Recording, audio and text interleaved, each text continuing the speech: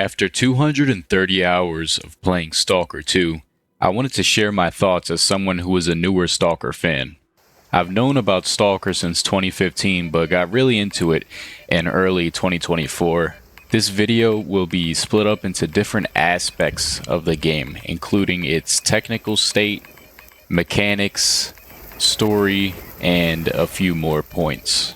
There are timestamps in the description to each of these different points, and I played this review on version 1.1.3 and every version before that because I played the game since launch, and I played through every single ending that there is in Stalker 2.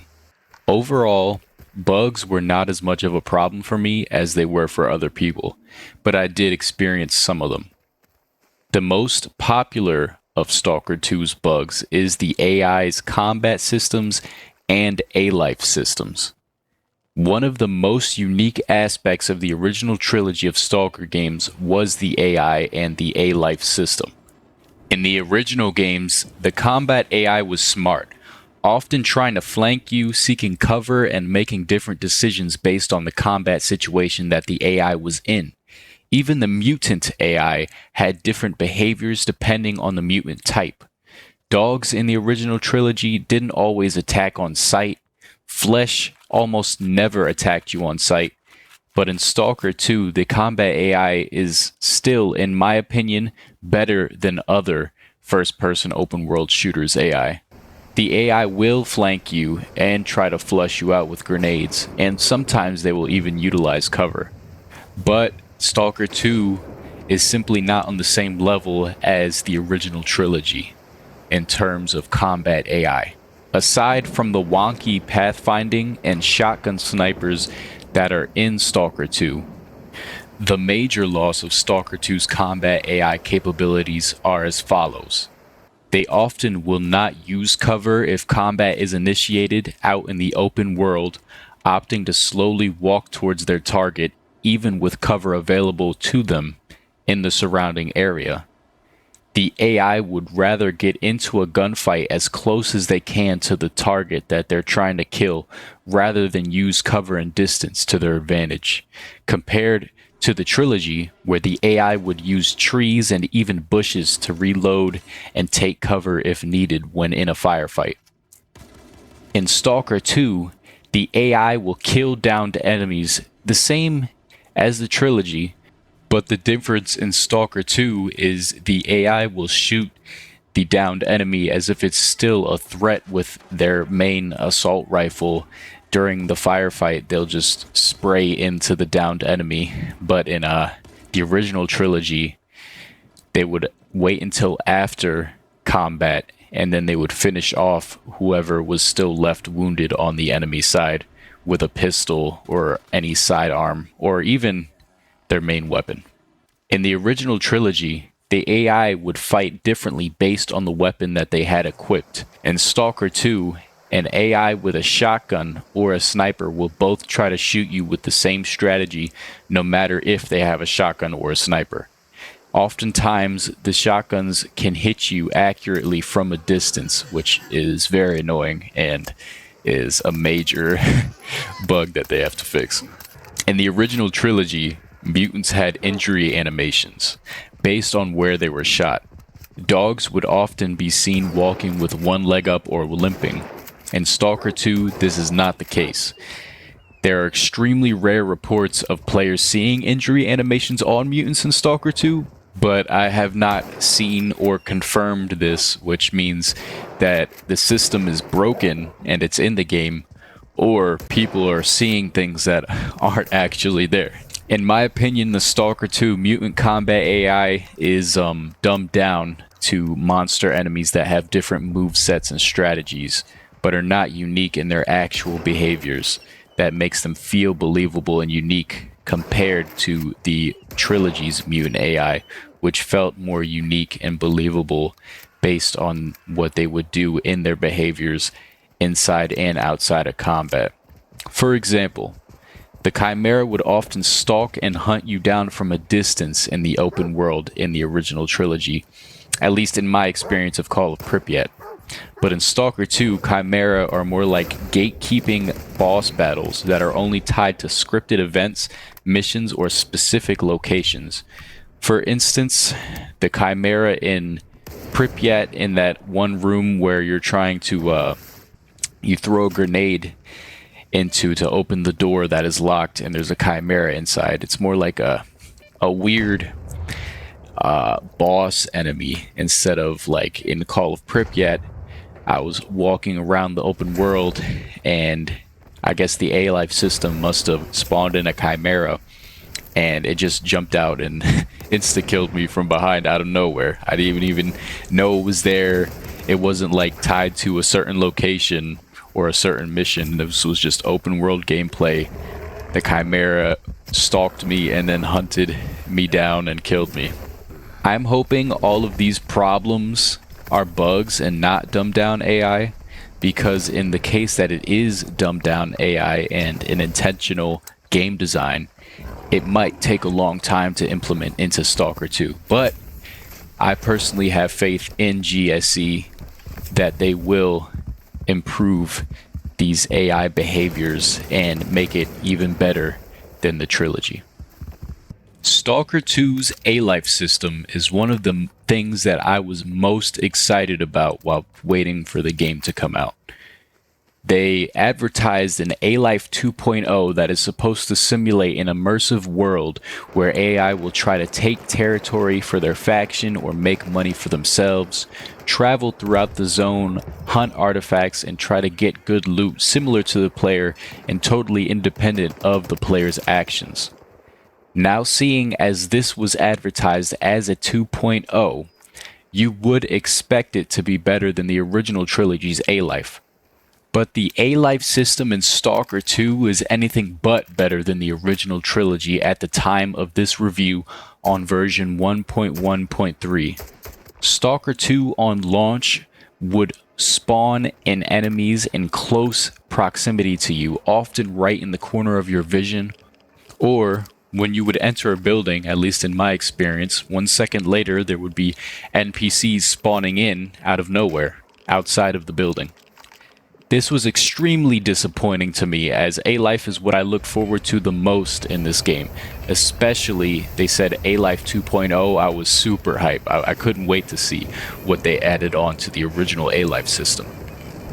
In my opinion, even after their first A Life patch, that was patch 1.1, where they introduced some initial fixes to the system, A Life 2.0 is still, in my opinion, a glorified encounter spawner. To support this claim, I will explain how the old A Life worked in my experience of Stalker, Call of Pripyat, as well as Stalker Clear Sky. In A Life, there is an online and an offline mode. These two words do not mean whether you're online or offline on Wi-Fi or internet connection. They are bubbles or a circle around the player that determines whether or not NPCs will render into the player's view. If an NPC is in your radius bubble, it is considered online, and you can see the A Life behavior and experience them carrying out whatever tasks or goals they are doing at that time that they are in your online bubbles, independent of what the player does. Offline is the NPCs that are outside of the player's bubble. In offline mode, the A Life system does not render the NPCs physically. It will simulate the NPCs' movements and outcomes of their encounters with other A Life NPCs, and they will try to carry out their goals that might go against other A Life NPCs' goals, and the system that is A Life will calculate and simulate these encounters and spit out a result of the encounter in the offline mode, even though it's not physically rendered in your point of view as the player. In Stalker Clear Sky, there was a faction war mechanic that simulated factions fighting for territory in every zone on the map in that game, whether you were in that zone or not. The A Life would simulate and calculate the offline encounter and spit out the result of who may have won or lost a battle, and you as the player could travel to that area and see the results of this, making it feel more immersive and interesting, as well as dynamic. In Stalker Call of Pripyat, it was similar, but there was not a faction war mechanic. For example, you could leave Skadovsk and see some stalkers patrolling around Skadovsk. You could talk to them and they would have a specific name and a specific set of gear. You might travel across the map of Zatan to the Iron Forest, then come back towards the Skadovsk area to encounter maybe a gunfight between those same stalkers that you talked to earlier and bandits, or maybe even see the results of a gunfight while you were away thanks to the offline A Life system. If the stalkers won the encounter, they would loot the bandits and you could see them using the bandits' weapon, or vice versa, where you would see the bandits using the stalker's weapon that you talked to earlier. In Stalker 2, there are two bubbles, one for the online A Life and one that is a little bigger for the offline A Life. The second bubble is mimicking the offline A Life and gives the illusion of NPC persistence by rendering in NPCs when they enter the smaller online bubble. But once you travel away from those NPCs, they will cease to exist when they are no longer in the second offline bubble. But most of the time, in my experience with the online A Life bubble, it simulates encounters for you to witness or be a part of. For example, you will often see a friendly squad roaming, then mutants or a hostile squad will spawn in as well in the same radius in that online A Life bubble. They weren't coming in from the offline A Life bubble, it's just the game spawned that encounter in your online A Life bubble. It's hard to explain and it's kind of weird, but it's just an encounter like simulator right now, because those encounters won't happen if you're, let's say, in Rostock and it's towards garbage. Those encounters will not happen unless you're in garbage in that area and they're in your online bubble. In the offline bubble, if you move away from them and de-render them from your online bubble, it'll simulate the encounter that happened while it was in your online bubble, but it will do it in a really unnatural way. Let's say there's a group of bandits fighting a flesh in your online bubble in Stalker 2. You move away from them to de-render them from your online bubble, and now they're in your offline bubble. Let's say they're shooting them, it's 5 bandits, 5 flesh. You move away, you could come back and make them render back in, and then all the flesh will be dead 1 second later. Like, it's really weird and it's really buggy still. This isn't that bad for immersion because most players will just be traveling, and most players who are new don't really care or know what the old A Life system is. So they're happy with an encounter simulator, and I get that. But in my opinion, A Life makes the world feel more alive, and on release, the world felt really dead because it would just spawn in enemies like and patrols outside of your point, like directly like in the corner of your eye, and it was just really noticeable. But now it's a little better with this encounter spawner they have, but I really hope that they get back to the original A Life. There are a number of features missing as well, such as NPCs looting each other and their A Life behaviors, NPCs hunting artifacts, and also taking territory or POIs, like I said in Stalker Clear Sky. They're supposed to have that in Stalker 2, especially after a certain point in the story where everybody's fighting each other, quote unquote. We don't really experience this, and it's not really believable, even though every NPC after that certain point in the story is saying that, oh yeah, we're fighting this faction, and yeah, this faction is doing this and that, but you don't really experience that in the world because the A Life system isn't what it was, and it isn't what it's supposed to be. I have faith that GSC will fix the A Life system.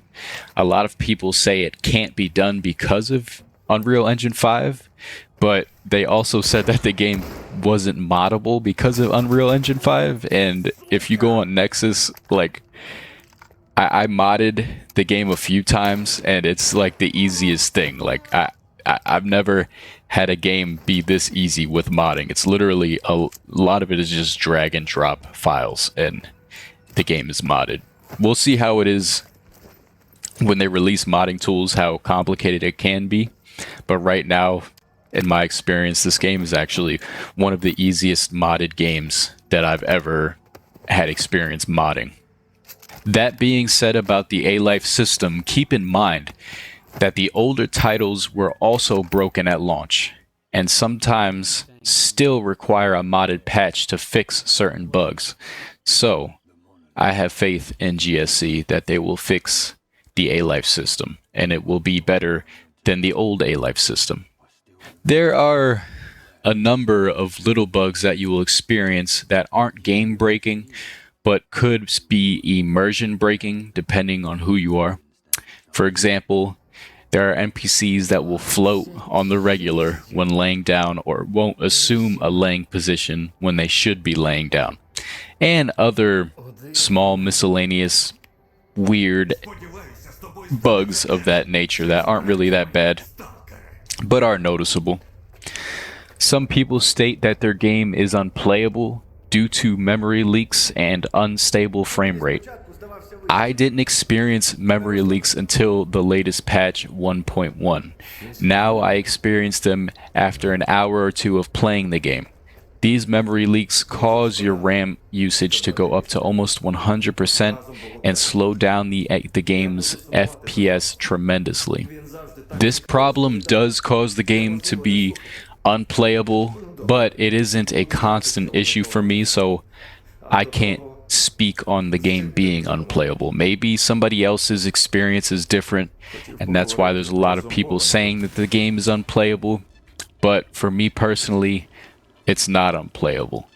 I noticed when I turn frame gen off, there won't be any memory leaks, but in this latest update 1.1.4, I haven't played the game yet, so I wouldn't know. They're supposed to take care of all the memory leaks that happened before to everybody, so this problem might be fixed by the time this review is out. Overall, the performance of the game is not bad in my experience. It's been good for how beautiful the game looks, and the size of the map that has no loading screens is insane, and it's pretty impressive. Normally, it will run over 100 frames per second at all times, sometimes dipping to 80 frames per second in certain NPC hubs. I am running the game with an i7-12700K RTX 4070 Ti Super with DLSS enabled and frame gen on, as well as DLAA mode for DLSS. I haven't played on the Xbox, so I'm not sure how the performance is on the Xbox. Please let me know in the comments if you play on Stalker 2 on the Xbox, how the performance is on there. Overall, I enjoyed the gameplay mechanics of Stalker 2 a lot. If I didn't, I wouldn't have played all 4 endings on 3 separate playthroughs. At the time of this review, there are 3 difficulty modes: Rookie, Stalker, and Veteran. To me, the difficulty level is tied to the balancing. Balancing in Stalker 2 is very wonky. This game has a stash system, where if you loot a body, find a PDA, or complete a mission, you will get a location to a bag of loot or stash. There are tons of stashes in the game, which only makes sense due to the size of the game's map. These stashes tie into the wonky balancing due to the fact that 90 to 95% of them will have a lot of ammo, medical supplies, and food. Throughout the world, these supplies can be found laying around as well, outside of stashes. This abundance of supplies makes loot an afterthought. I think higher difficulties should have loot be a little more rare in my opinion.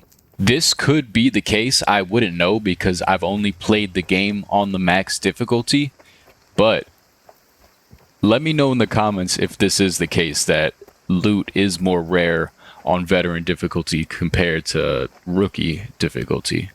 Due to this abundance of resources, I barely go for stashes after my second playthrough, due to the fact that there is no worthwhile loot and I already have a ton of loot from previous stashes.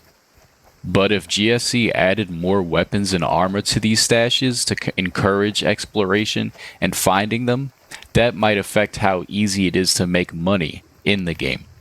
Plus, if these stashes were empty or sparse, why even explore and platform at that point? It's a tricky situation in my opinion, although I don't really mind balancing the way it is now, but I do acknowledge that there are some issues with it. I am hoping they add in a master difficulty similar to the original games, but we will see how that changes how I play the game personally. I think any hardcore survival experience should be completely separate to the base difficulties in the settings menu or something like that. Or it should be left up to the modding community to add in, because at the end of the day, Stalker isn't a survival simulator. It's a first-person shooter story game with survival and RPG elements. Leave the survival simulation to mods. My favorite aspect of Stalker is the fact that there is no level system. Your experience and improvement in the game is tied to your gear, artifacts, and personal knowledge of the game. This is extremely well done in Stalker 2 and is on par with the original games. The fact that there is no leveling system also lets you pick different missions and handle scripted events in a way where you aren't trying to maximize how much XP you're trying to earn, and rather you can choose whether to help certain NPCs or not based on how you feel about it personally, rather than trying to chase an XP boost. This is by far one of the most underrated mechanical aspects of Stalker 2, and is extremely refreshing in an era where most games have a level up RPG system. The anomalies and artifact hunting is done extremely well and feels like an improved version of what was in the original trilogy. It feels exactly how I would expect a modern Stalker game to feel when trying to navigate anomaly fields. Most anomalies are like puzzles where you trigger them with a bolt and try to get through them before they respawn. There are even arch anomalies that are huge puzzles that are unique mechanically compared to any other anomaly in the game. It is extremely satisfying, and I love the way they implemented this system. The gunplay in Stalker 2 was excellent. It is probably one of the best gameplay systems in Stalker 2. It doesn't feel extremely fast and smooth like Call of Duty, which is great. It brings a level of immersion due to not being able to sprint around and slide while unloading an AK into an enemy. Things are more grounded and slightly chunky, instilling a little bit of panic and the need for thought in almost every encounter.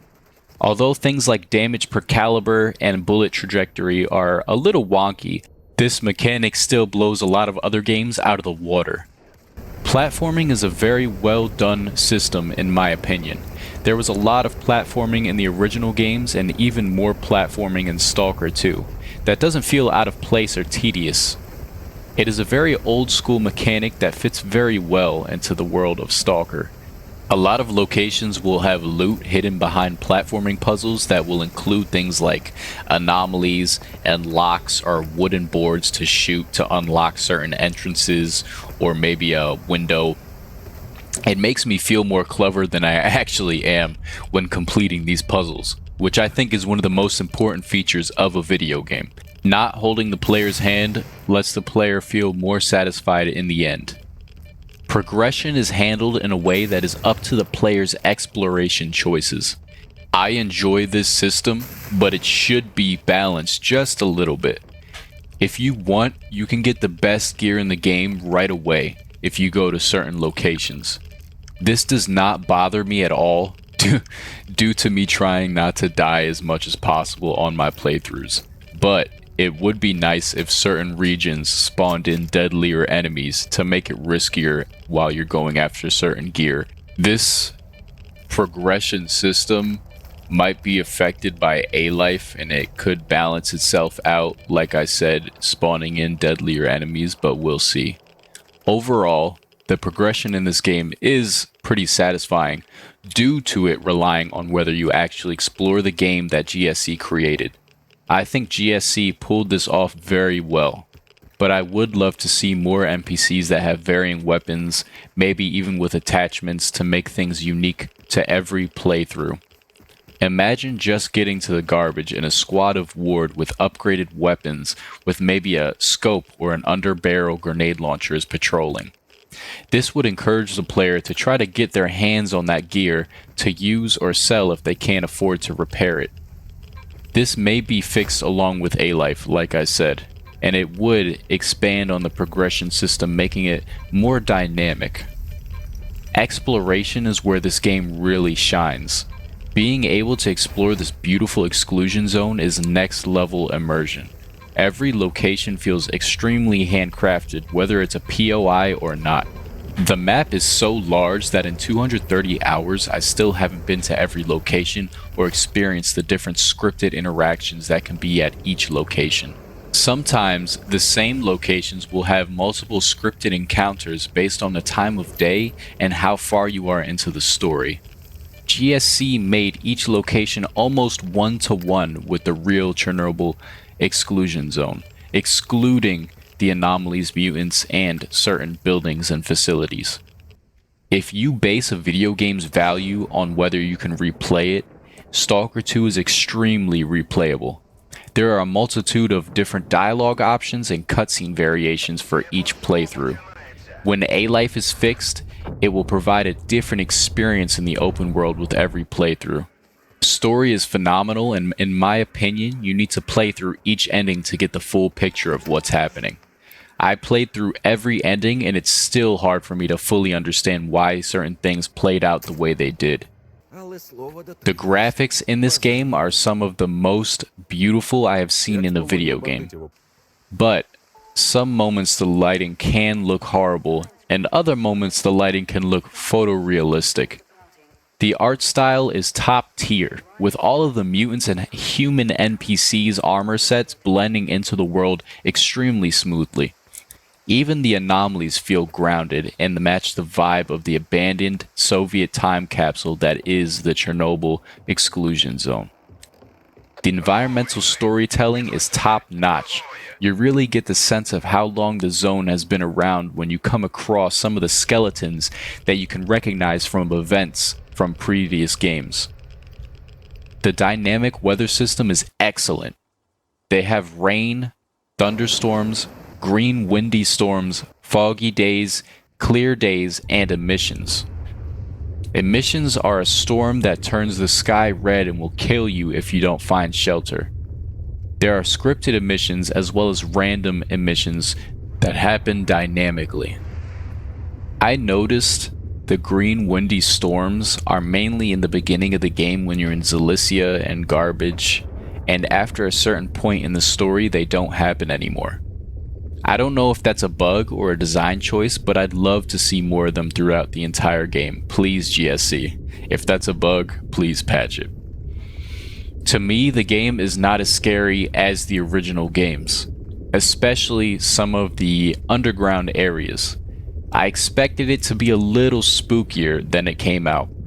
The random noises are still there that can be spooky, but due to the fact that A Life was broken on launch, those spooky noises don't scare me as much as they used to in the original games.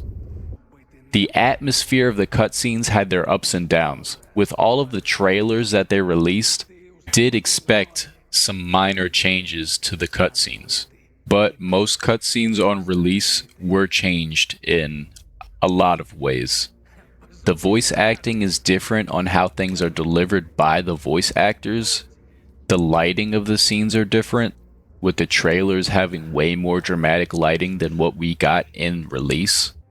Even the roof scene that was seen in the E3 2021 trailer was changed dramatically in terms of the voice acting and emotion of the character.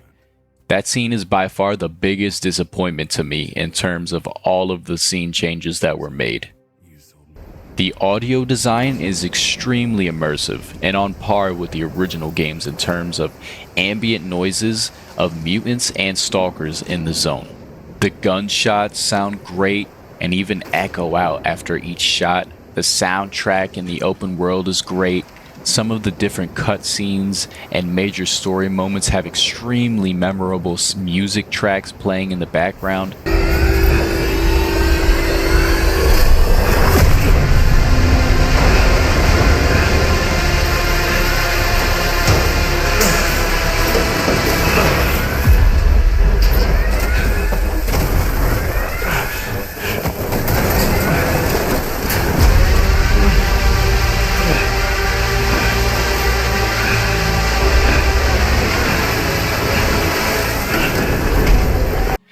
The Ukrainian voice acting is very well done and is what I would recommend playing in, especially while you are free roaming in the open world.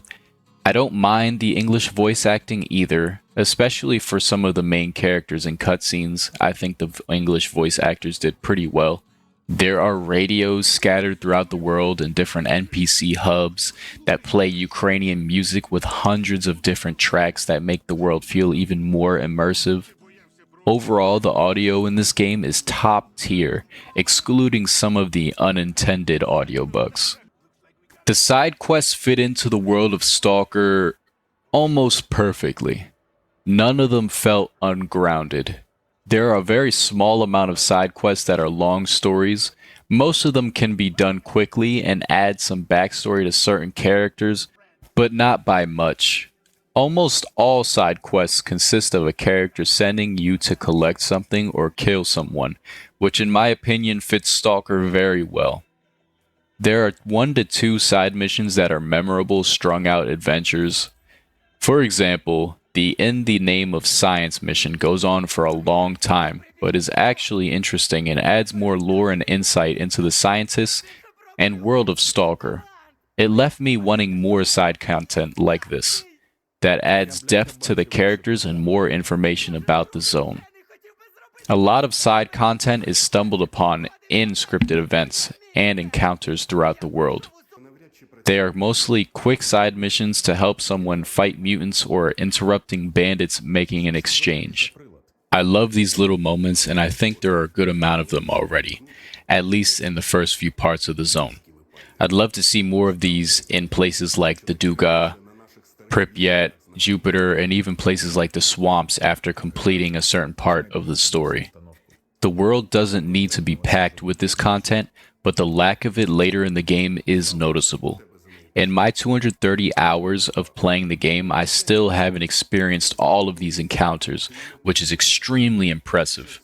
There are also repeatable jobs you can pick up from the different traders that will allow you to make money doing a basic task like hunt an artifact or kill a group of enemies. Right now, I don't think some of these missions are worth it due to the amount of money that you receive from them compared to how much it costs to repair your gear afterwards. The only missions that are worth it in the repeatable mission list are the artifact collecting missions. They can give you 10 to 30,000 coupons depending on the job giver. The spoilers start here. Stalker 2's story is an excellent sequel to the events of the original games. It has a high cinematic quality and great voice acting for both Ukrainian and English dubs. Although a lot of people complain due to the English dub not having Eastern European accents, I personally don't care about that due to the fact that I could just turn on the Ukrainian dub in the settings and play in Ukrainian. The main character Skiff's home is destroyed by an anomaly from the Chernobyl exclusion zone. He then decides to enter the zone in order to find answers on the artifact that appears in his house due to the anomaly that destroys it.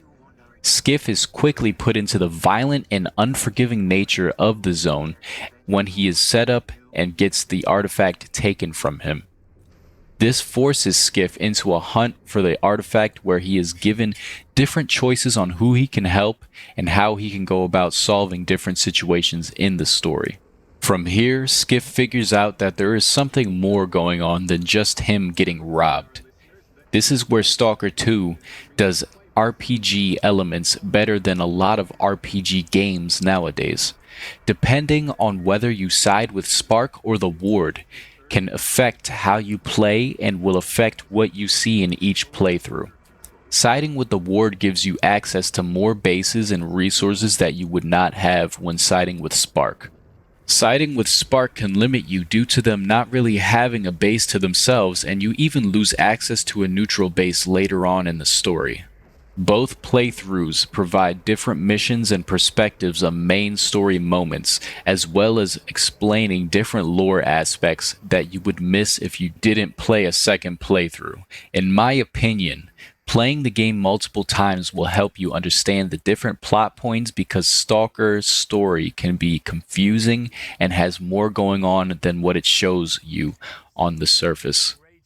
I think this makes Stalker's story outstanding because there are in-your-face plot points that are easy to understand that are being influenced by background plot points that are harder to understand. There are 4 different endings that are all worth experiencing, and the beauty of Stalker is that none of those endings feel more justified than the others. It's up to you and your views of the zone and its inhabitants, whether or not the ending is justified. GSC stated that they will be supporting this game for a long time with free content updates as well as DLC story expansions. After all of the support they got from old and new fans, they opened the possibility of adding in-cut content and even had thoughts about a movie/TV adaptation. I think game developers who are willing to support their game for years are always top tier, especially a primarily single-player story game. Although the game is a little rough at the moment, there is a full playable experience there, and it can only get better from here. Really, the only negative feelings I have towards the game is wanting more content and the broken A Life system. Don't get me wrong, the game doesn't lack content, but thinking about the potential of new content just makes me want more. More Stalker is always good. Included in these future updates are official modding tools and mod support from GSC. To me, this will increase the game's lifespan by decades. The original trilogy is still played and modded today. In my opinion, mods are always a good thing for a game, and more developers should support their modding communities because they are who provide even more replayability throughout the game's lifespan. Stalker 2 has become one of my favorite games and is my favorite game of 2024. I can't wait to see what GSC has planned in terms of updates and content for this game. I think we have a lot to look forward to. If you enjoyed the video, please consider subscribing for more Stalker 2 content, and let me know how you feel about Stalker 2 in the comments. Thank you for watching, and have a good day.